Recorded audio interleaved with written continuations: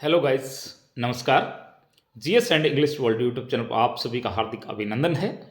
जैसा कि आप जानते हैं, इंडियन ज्योग्राफी हम कर रहे हैं और इंडियन ज्योग्राफी के अंदर पहला ही चैप्टर भारत का सामान्य परिचय, ये हमारा टॉपिक चल रहा है। और इस टॉपिक को लेकर के दिन प्रतिदिन हम अलग अलग कंसेप्ट को डिस्कस कर रहे हैं आप सभी के बीच में। इसी कंटेक्स्ट में आगे बढ़ते हुए आज कुछ और इम्पोर्टेंट फैक्ट्स हम लेकर के आए हैं आपके लिए। तो चैनल पर आगे बढ़ने से पहले हमेशा की तरह आपसे एकमात्र रिक्वेस्ट कि आप प्लीज़ चैनल को सब्सक्राइब कर दें, वीडियो को लाइक और शेयर कर दें, बेल आइकन दबा लें ताकि हर रोज़ वीडियो आप तक पहुंच सके। सबसे पहले अच्छे से अच्छा कंटेंट आप तक हम पहुंचा सकें, यही आपसे गुजारिश। चलिएगा, इम्पोर्टेंट फैक्ट्स जैसा आप देख पा रहे हैं, आज का ये जो हमारा लेक्चर रहेगा, इसमें कुछ ज़्यादा जो है हमने फैक्ट्स लिए हैं ताकि हम जल्दी से जल्दी जो है इस पहले चैप्टर को समाप्त कर सकें और आपके दिमाग में एक पिक्चर बन सके कि भारत का सामान्य परिचय इंडियन ज्योग्राफी को लेकर के किन किन बातों को अपने अंदर समेटे हुए है, समाये हुए है।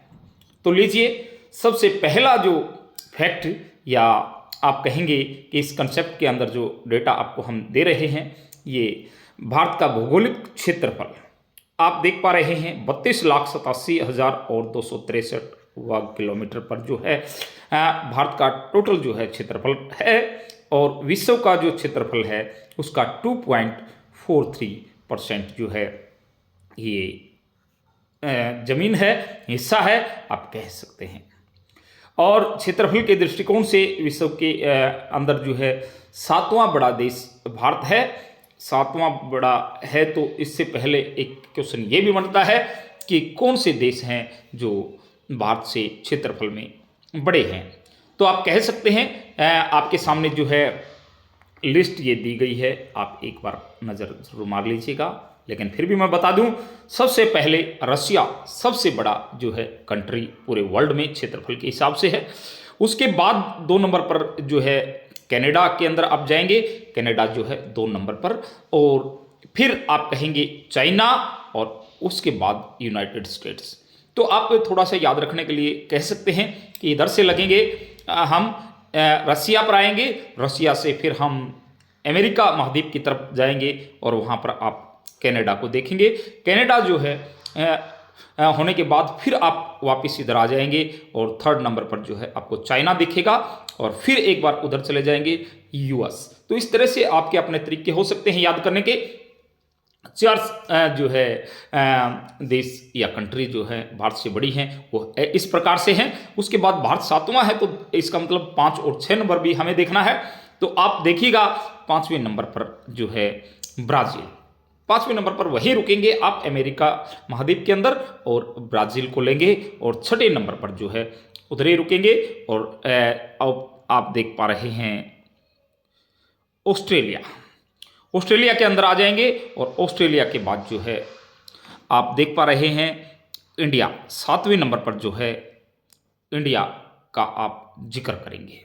तो ये इस प्रकार से सबसे पहले आप रहेंगे रसिया बोलेंगे, फिर कनाडा बोलेंगे, फिर चाइना बोलेंगे, उसके बाद जो है आप यूएस बोलेंगे, फिर आप ब्राज़ील और फिर Australia and after that India. लेकिन नीचे भी थोड़ा सा आप ध्यान रखिएगा, इंडिया के बाद अर्जेंटीना 8वें नंबर पर है और 9th नंबर पर जो है कजाकिस्तान और फिर जो है 10th नंबर पर अल्जीरिया। तो ये भी थोड़ा सा हो सकता है कि आपको कंफ्यूज करने के लिए जोड़ी का क्वेश्चन बना करके रूल आउट करवाने के लिए या कोई क्रोनोलॉजी दे करके आपको थोड़ा सा कंफ्यूज किया जा सकता है। तो आप इस बात का भी आप थोड़ा सा ध्यान रखेंगे प्लीज़। उसके बाद आगे हम देख पा रहे हैं जनसंख्या की दृष्टि से जो है भारत विश्व का दूसरा देश है। हालांकि जो है 2023 में ऐसा माना जा रहा है कि भारत दुनिया का सबसे ज़्यादा जो है पॉपुलेशन वाले कंट्री जो है इंडिया बन चुकी है। लेकिन अभी जो है आंकड़े जिस प्रकार के हमारे पास हैं, तो आप कहेंगे कि दूसरा ही देश आप मानेंगे और इनमें सबसे बड़ा जो देश रहेगा जनसंख्या के हिसाब से। हालांकि इससे पहले आप ये भी जानिएगा कि 17.5%, पूरे वर्ल्ड की जो है 17.5% जनसंख्या यहाँ पर रहती है। देखिए क्षेत्रफल में 32,87,263 वर्ग किलोमीटर और 2.43% हम जो है जमीन बताई है। इसी प्रकार से पॉपुलेशन पूरे वर्ल्ड की 17.5 और वैसे नंबरिंग में दूसरे नंबर पर। पहले नंबर पर आप कहेंगे चाइना, उसके बाद आप इंडिया कहेंगे और फिर यूनाइटेड स्टेट्स कहेंगे। तो इस प्रकार से आप याद रख सकते हैं और फिर जो है यहाँ कुछ ज़्यादा आपको याद रखने की ज़रूरत नहीं है क्योंकि इंडिया जल्द ही आ जाती है। फिर भी यदि आपको देखना है तो नीचे जो है पूरे की पूरी हमने लगा रखी है, आप क्रोनोलॉजी देख सकते हैं। उसके बाद यदि मैं आगे बढ़ूँ, ये सारी बातें क्षेत्रफल को लेकर के और जो है जनसंख्या को लेकर के हैं। अगली जो स्लाइड पर मैं आऊँ तो फिर हम देख पा रहे हैं भारत की जो है सीमा रेखा को लेकर के। भारत में सबसे लंबी समुद्री सीमा रेखा का फैक्ट हम डिस्कस कर रहे हैं कि भारत की सबसे ज़्यादा जो है लंबी, यानी कि मैं रैंडमली चीज़ों को रख रहा हूं ताकि आपको जो है एक जगह जगह पर, क्योंकि आपसे वहां पर रैंडमली ही पूछा जाएगा। हालांकि क्रोनोलॉजी आप अपनी बना सकते हैं, बट इवन देन मैं आपसे चीज़ें जो हैं थोड़े से इधर उधर से पूछ करके या बता करके जो है आपके दिमाग को थोड़ा सा जो है इस तरह से हैबिचुअल बनाना चाहता हूं ताकि आप क्वेश्चन सही मायने में जैसे पूछा जाएगा आपके एग्जाम में, कभी हिस्ट्री का क्वेश्चन आ जाएगा, कभी पॉलिटिकल को, कभी ज्योग्राफी को लेकर के, इकोनॉमिक्स को लेकर के, एनवायरनमेंट को लेकर के, साइंस को लेकर के, साइंस एंड टेक्नोलॉजी उसी में करंट अफेयर्स के साथ जोड़ करके, या करंट अफेयर्स का कोई क्वेश्चन। तो इस प्रकार से जो है चीज़ें आपसे पूछी जाती हैं। तो भारत की सबसे लंबी जो समुद्री रेखा है वो आप कहेंगे कि गुजरात की है। गुजरात की जो है सीमा रेखा सबसे ज़्यादा आप कह सकते हैं कि लंबी है और सबसे कम जो है जलीय सीमा वाला राज्य है वो गोवा है। तो दोनों को जोड़ी बना ले, गुजरात और गोवा। यदि केंद्र शासित प्रदेशों का जिक्र करें तो सबसे बड़ी जो है सीमा रेखा, जलीय सीमा रेखा अंडमान निकोबार की, और सबसे छोटी जो है दमन और दीव की। हमने लिख भी रखा है 51 किलोमीटर, ये जो है यहाँ पर आप देख पा रहे हैं 1962 किलोमीटर। तो ये सारी चीज़ें आप देख लीजिएगा। स्टेट और जो है केंद्र शासित प्रदेशों को लेकर के हमने यहाँ पर डेटा आपको दे दिया है। यदि भारत के अंदर विस्तार करें, यानी कि विस्तार देखें पर्वतों का, पहाड़ियों का, पठारों का और मैदानों का, तो आप अच्छे से अंदाज़ा लगा सकते हैं कि 10.7% यहाँ पर पर्वत हैं भारत की ज़मीन पर, और पहाड़ी क्षेत्र जो है 18.6% है, पठारी क्षेत्र जो है 27.7%, और मैदानी क्षेत्र यहाँ का 43.0%। यानी कि यहाँ पर भी एक क्रोनोलॉजिकल ऑर्डर तैयार किया जा सकता है। अवरोही क्रम में जो है पूछेगा तो आप सबसे पहले नीचे से लगेंगे, मैदान से लगेंगे, और आरोही में पूछेगा तो जैसे दे रखा है इसी तरह से आप इन चारों चीज़ों को, ये आपसे इंडिविजुअली जो है भी पूछा जा सकता है एक एक करके, और चारों को लेकर के भी जो है ऑप्शन आपसे बहुत अच्छे अच्छे तैयार किए जा सकते हैं। इधर वाले आंकड़े को जो है एग्जामिनर इधर उधर कर देगा, या फिर आपस में जो है मिक्सअप कर देगा, या फिर इंटरचेंज कर देगा। यानी कि तो आप पढ़ते हुए ही क्वेश्चन बनाने की कोशिश करें, पढ़ते हुए ही आपको पता चले कि भाई क्या पूछा जा सकता है। खुद पढ़ने वाले को, स्टूडेंट को इस बात का एहसास हो कि किस लाइन से, किस वर्ड से क्वेश्चन जो है क्रिएट हो सकता है। भारत का जो सबसे उत्तरी बिंदु है वो लद्दाख में पड़ता है, आप देख पा रहे हैं इंदिरा कोल, और दक्षिणतम बिंदु जो है वो इंदिरा पॉइंट ग्रेट निकोबार में पड़ता है। यदि भारत का पूर्वी बिंदु हम जिक्र करें तो किबीथू अरुणाचल प्रदेश, और पश्चिमी जो बिंदु रहेगा वो गुहार मोती गुजरात के अंदर रहेगा। तो आप इस बात को अच्छे से देख लें कि यहाँ से आप कहेंगे किबीथू यानी कि अरुणाचल प्रदेश, गुहार मोती गुजरात, और ये आप यहाँ पर कहेंगे कि इंदिरा कोल, और यहाँ पर कहेंगे आप इंदिरा पॉइंट, लद्दाख, और ये आप कहेंगे है ये है ग्रेट निकोबार में। उसके बाद यदि हम चीज़ों को और आगे थोड़ा सा बढ़ते हुए देखें तो आप देख पा रहे हैं भारत का जो ये भी बहुत इम्पोर्टेंट बातें हैं। बहुत बार जो है एसएससी जो 12th क्लास के लेवल पर यानी कि हायर सेकेंडरी लेवल का जो एग्जाम कंडक्ट करती है वहाँ पर पूछी जा सकती हैं, या स्टेट के किसी और एग्जाम में पूछी जा सकती हैं। भारत का राष्ट्रीय पशु जो है वो बाघ है, राष्ट्रीय विरासत पशु जो है भारत का वो हाथी है, और राष्ट्रीय पक्षी जो है मोर है, और राष्ट्रीय वृक्ष आप देख पा रहे हैं बरगद है, राष्ट्रीय फूल जो है पुष्प यानी कि कमल है, राष्ट्रीय गान जनगण मन है, और राष्ट्रीय गीत जो है वंदे मातरम, राष्ट्रीय चिन्ह जो है अशोक स्तंभ, राजभाषा हमारी, राष्ट्रभाषा नहीं कहेंगे, राजभाषा जो है हमारी हिंदी है, और राष्ट्रीय वाक्य जो है वो सत्यमेव जयते है, और राष्ट्रीय ध्वज हमारा तिरंगा रहेगा, राष्ट्रीय नदी हमारी गंगा, राष्ट्रीय जलीय जीव डॉल्फिन, और राष्ट्रीय खेल जो है हमारा हॉकी रहेगा। ये सारी बातें आप अच्छे से एक बार जो है स्क्रीनशॉट लेकर के भी देख सकते हैं। ये सारी चीज़ें जो है एक ही जगह पर आपको मिल रही हैं। उसके बाद जो इम्पोर्टेंट बात है वो ये है कि भारत की समुद्री क्षेत्र जो है, समुद्री क्षेत्र, हालांकि हमने सीमाओं का जिक्र किया है कि कौन से स्टेट के ज़्यादा जो है समुद्री, वो चीज़ें आप यहाँ भी इसके साथ जोड़ सकते हैं। तो वो समुद्री जो है क्षेत्र को लेकर के हम बात करेंगे। भारत की आधार रेखा आपको पता होना चाहिए, आधार रेखा क्या है, और उसके बाद आप जो है नॉटिकल मील क्या होता है, या फिर अविच्छिन्न या संलग्न क्षेत्र क्या होता है, अन्य आर्थिक क्षेत्र क्या होता है, ये सारी बातें आप यहाँ पर जानेंगे। देखिएगा, सबसे पहले कहता है कि आधार रेखा, मैं देख पा रहा हूँ आधार रेखा टेढ़े मेढ़े तट को मिलाने वाली, क्योंकि आप देखते हैं कि भारत का सारा जो समुद्री तट है वो एक जैसा नहीं है, वो टेढ़ा मेढ़ा है, कटा पटाया है। तो एक सीधी लाइन काट रख दी जाती है, बीचों बीच जो सीधी लाइन आती है वो आधार रेखा, कल्पित रेखा है। ये सीधी रेखा एक प्रकार से कोई रेखा नहीं है, कल्पित रेखा आप मान सकते हैं। आंतरिक जल क्या होता है, जब फॉर एग्जाम्पल आप ऐसे ऐसे देख पा रहे हैं और ये रेखा इस तरह से जो है आपने आधार रेखा रख दी, इसके बीच का जो जल है ये वाला, ये कह भी रहा है, इधर आप देख सकते हैं आंतरिक जल, स्थलीय भाग एवं आधार रेखा के बीच जो जल है, यानी कि ये स्थलीय रेखा है और ये आधार रेखा के बीच का जो जल है वो आप कहेंगे कि वो आंतरिक जल है। फिर आगे कह रहा है कि भारत का की प्रादेशिक क्षेत्र या क्षेत्रीय विस्तार सागर जो है वो आधार रेखा से 12 समुद्री मील, नॉटिकल मील कहें, यहाँ तक जो है वो प्रादेशिक, ये दो वर्ड देखिएगा। भारत की प्रादेशिक सीमा आपसे पूछेगा तो आप कहेंगे कि जो आधार रेखा है उससे 12 किलोमीटर तक की जो रेखा है उसको प्रादेशिक क्षेत्र कहते हैं।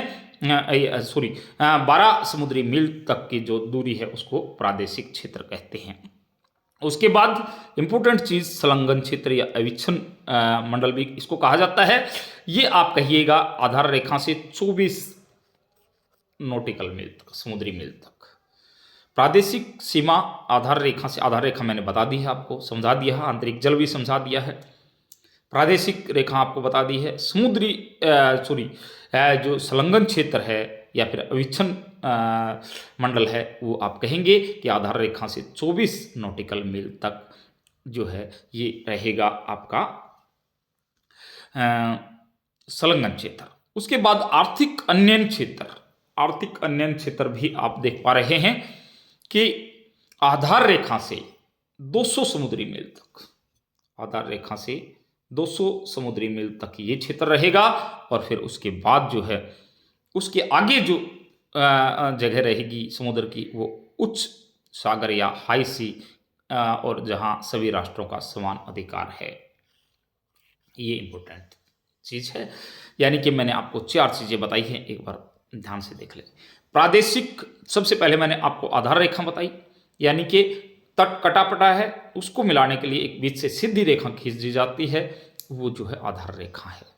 उसके बाद स्थलीय सीमा और आधार रेखा के बीच में जो जल होता है वो आप कहेंगे कि आंतरिक जल है। उसके बाद आप प्रादेशिक जो है सीमा का जिक्र करेंगे। प्रादेशिक क्षेत्र कौन सा है आप ये कहेंगे। तो प्रादेशिक क्षेत्र आप कह सकते हैं कि आधार रेखा से 12 समुद्री मील तक का क्षेत्र, फिर संलग्न क्षेत्र आधार रेखा से 24 मील तक का क्षेत्र नॉटिकल मील, फिर आर्थिक क्षेत्र वो आधार रेखा से 200 समुद्री मील तक या नॉटिकल मील बोले, और उसके बाद जो है हाई सी बोला जाता है और वहाँ पर सभी राष्ट्रों का समान अधिकार होता है। चलिएगा एक स्लाइड और डिस्कस करेंगे हम उसके बाद, क्योंकि आज की वीडियो थोड़ी सी लंबी हो सकती है और कोशिश रहती है कि 8-10 मिनट में जो है आपको कुछ इंपॉर्टेंट बातें बता करके हम एक वीडियो को जो है समाप्त करें। और इस जो है कंटेक्स्ट में आज हो सकता है कि 5-4 मिनट की देरी हो सकती है। इसके लिए जो है आप थोड़े से अटेंटिव रहें, थोड़े से अपने दिमाग को भी जो है तैयार रखें। ये चीज़ें थोड़ी सी ज़्यादा डेटा है तो वो आपको दिमाग में रखना पड़ सकता है। देखिएगा आगे क्या कहता है। भारत की जलीय या समुद्री सीमा को छूने वाले जो है कितने स्टेट हैं, तो आप ध्यान रखें।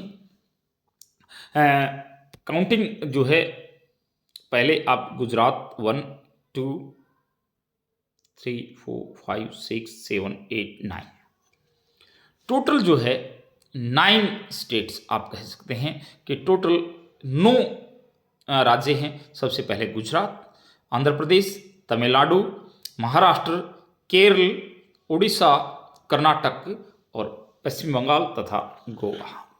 आप कई बार क्वेश्चन ऐसे भी कर देता है कि पश्चिमी क्षेत्र पर सीमा पर जो है कितने हैं, पूर्वी सीमा पर कितने हैं, तो आप इसको भी थोड़ा सा देख लें ध्यान से कि जो पश्चिमी सीमा है उस पर गुजरात रहेगा, उस पर महाराष्ट्र रहेगा और उसके ऊपर गोवा रहेगा और उसके ऊपर कर्नाटक रहेगा। ये चीज़ें आप देखिएगा। 4 बचे हुए 5 वो जो है आंध्र प्रदेश हो सकता है, हो क्या सकता है ही, तमिलनाडु 2, उसके बाद जो है केरल हमने इधर कर लिया है, फिर उड़ीसा आप कहेंगे इधर पड़ता है और फिर पश्चिम बंगाल। तो ये 5 जो है आपके पूर्व में पड़ेंगे और पश्चिम के अंदर जो है आपके 4 पड़ेंगे। तो इनको आप अच्छे से एक बार देख लें, क्योंकि पूरी तरह से आप केरला को जो है आप थोड़ा सा एक बार ध्यान से देख लें, थोड़ा सा मुझे कहीं काउंटिंग में गलती ना कर दी हो। सबसे पहले आप गुजरात देखिएगा, इधर पड़ेगा, उसके बाद आपका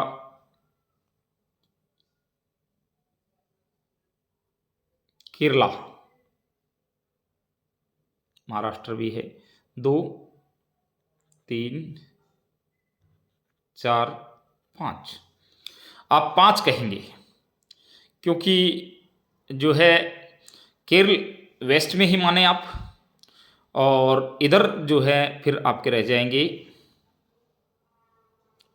आंध्र प्रदेश कह सकते हैं आप, 1 तमिलनाडु कह सकते हैं, 2 और फिर उड़ीसा 3,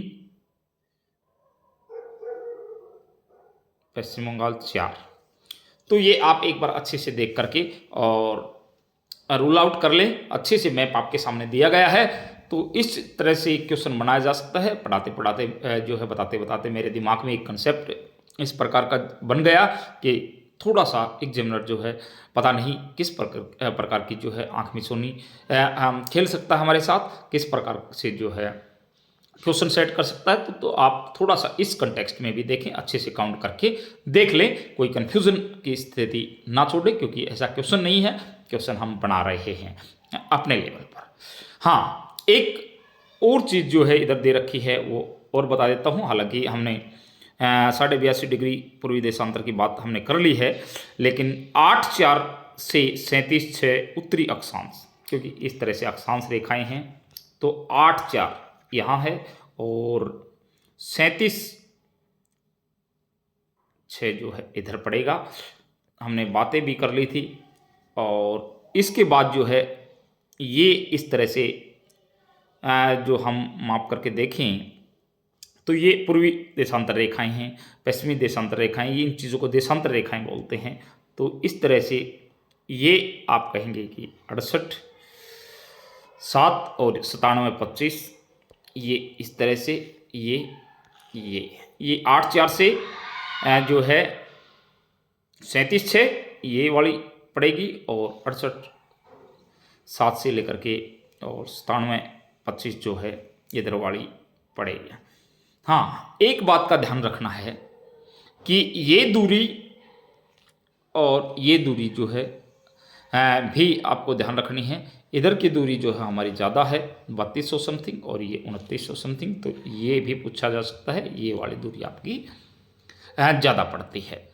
तो आज जो है कुछ इम्पोर्टेंट और कुछ ज़्यादा जो है फैक्ट हमने डिस्कस किए हैं, क्योंकि पहले हम एक ही कंसेप्ट को डिस्कस करते हुए आगे बढ़ रहे थे। आज हमने थोड़ी सी वेरिएशन लेकर के जो है क्वेश्चंस को डिज़ाइन करने की कोशिश की है, आपके सामने रखने की कोशिश की है। तो आप प्लीज़ रिवीजन इसी प्रकार से करते रहिएगा, हमारे साथ जुड़े रहिएगा और चैनल को जाने से पहले सब्सक्राइब ज़रूर करके जाइएगा। Thank you very much, thank you all of you. मिलते हैं कल नए टॉपिक के साथ।